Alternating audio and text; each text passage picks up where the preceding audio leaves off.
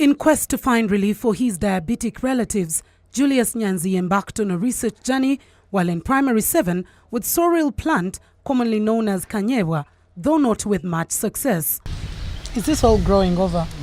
This quest continued during his senior 6 vacation when he was employed at the Tissue Culture Research Laboratory in Buloba before enrolling at Kawanda Research Institute for internship. This exposed Nyanzi to Americans who introduced him to the Stevia plant, but then it had to be imported from the United States. Quite a tedious task it was considering the perishability of the Stevia plant, but with his research knowledge, Nyanzi found a solution. I did some rudimentary tissue culture.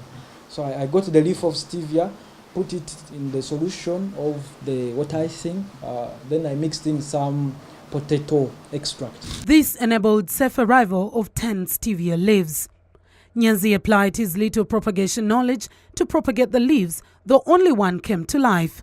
He jealously looked after the surviving Stevia leaf and with time propagated more. His business dream was now starting to take shape. In my senior 6 vacation, I used to go to Kawanda and do some internship, try to build my knowledge base. So I became an expert in tissue culture.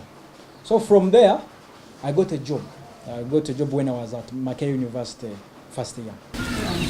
It was not so long before he joined Makerere University, and while at the university, he hatched an idea of exhibiting his newfound green gold sugar at the annual Uganda Manufacturers Association trade fair. He, however, was frustrated by the costs until he was saved by a friend. There was no chance for me, but I managed to sell around 80 seedlings. 80 seedlings, and I made a lot of money. So I even met another group of Americans who had come to look around, those showgoers. He later added value to the leaves from the seedlings by grinding them into a powder using a locomotor and pestle that was bought by his mother. But why Stevia as the alternative to cane sugar? But Stevia has 0 calories. At the same time, it has nutrients like potassium, it has minerals like calcium, it has steviosides which help to normalize blood sugar. Because the compound in Stevia, the glycoside, it increases the insulin levels. Actually, there's a way it enhances our pancreas to produce more insulin.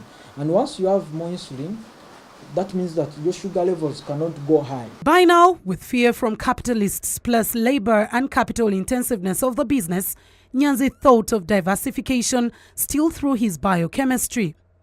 With rampant malaria carriers, the mosquitoes, this was his next target through adding value to citronella or lemongrass. So I looked at mosquitoes especially. They were causing malaria, unborn babies were dying, and the only viable options were chemical-based. So I decided to come up with a natural approach to this problem. Then I developed this. His exposure had grown and he was invited for the World Intellectual Property Organization Expo, where on board he sold a number of perfumes, earning him $1,000, money that he invested into a permanent retail store on return.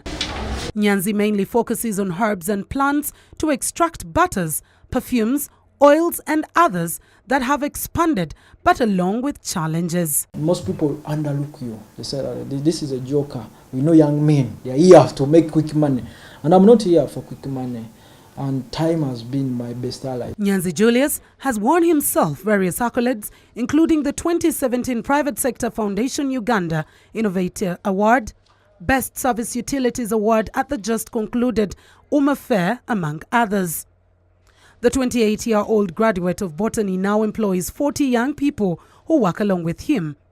He advises the youth to stay focused, give businesses time, and also have passion not only for the money, but the business. Mildred Tuhaise, NBS, Live at 9.